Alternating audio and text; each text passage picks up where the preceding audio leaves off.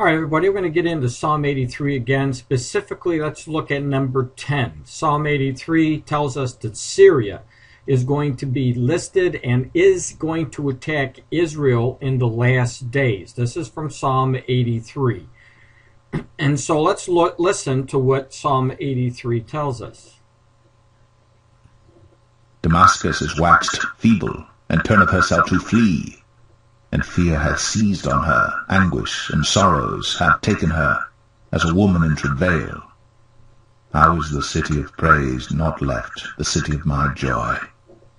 Therefore her young men shall fall in her streets, and all the men of war shall be cut off in that day, saith the Lord of hosts. And I will kindle a fire in the wall of Damascus, and it shall consume the palaces of Ben-Hadad. Concerning Kedar. So, we see that. Now let's go to Isaiah. Isaiah chapter 17 verse 1 talks about the burden of Damascus. This is the capital of Syria. It says, "Behold, Damascus is taken away from being a city, and it shall be a ruinous heap." So we know what is going to happen to Syria in the last days, because they are going to try to attack Israel. Or they're going to attack Israel, but they're going to be wiped out by Israel. And if you look at the news that just came out, this is from, as you can see, the whynotnews.com.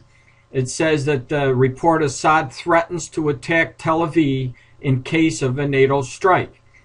And it says that Syrian President Bashar al-Assad on Tuesday threatened to set fire to the Middle East and especially to Israel if NATO attacks Syria, the Iranian Fars news agency reported.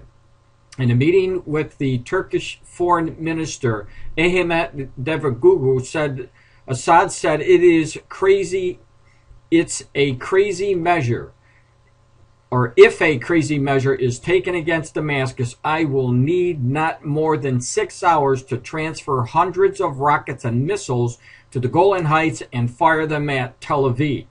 The gurus reportedly conveyed a message of a warning from the U.S. to Assad. The Iranian report has not been verified by other sources. And according to the Fars news agency, the Syrian president stressed that Damascus will also call on Hezbollah and Lebanon to launch a fierce rocket and missile attack on Israel, one that the Israeli intelligence could never imagine.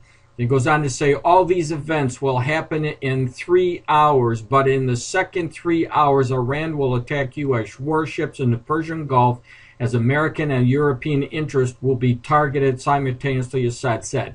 So we have Hezbollah, we have Damascus, we have Lebanon, and when you go back again and you look, you'll see Syria, you'll see the Lebanese, you'll see the Palestinians. Everyone who was mentioned in this article is mentioned in Psalm 83, in that war, which hasn't been fulfilled yet.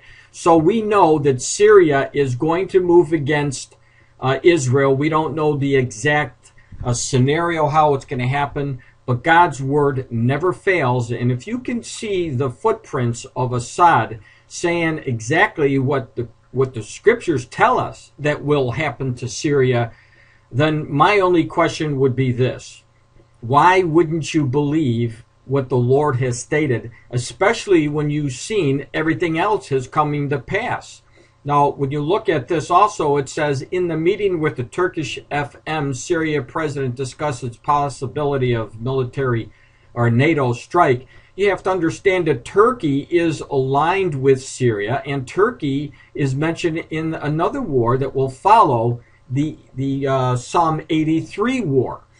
And Syria, like Turkey, have become enemies. Of course, Turkey just became a real enemy of Israel in the last year, a year ago, since the ships were sailed down in towards the Gaza, and Israel put a stop to them. And then after that happened, a year ago, Israel became bitter enemies with the Turkish government. So all prophecy is coming to pass, slowly but surely, but it's definitely coming.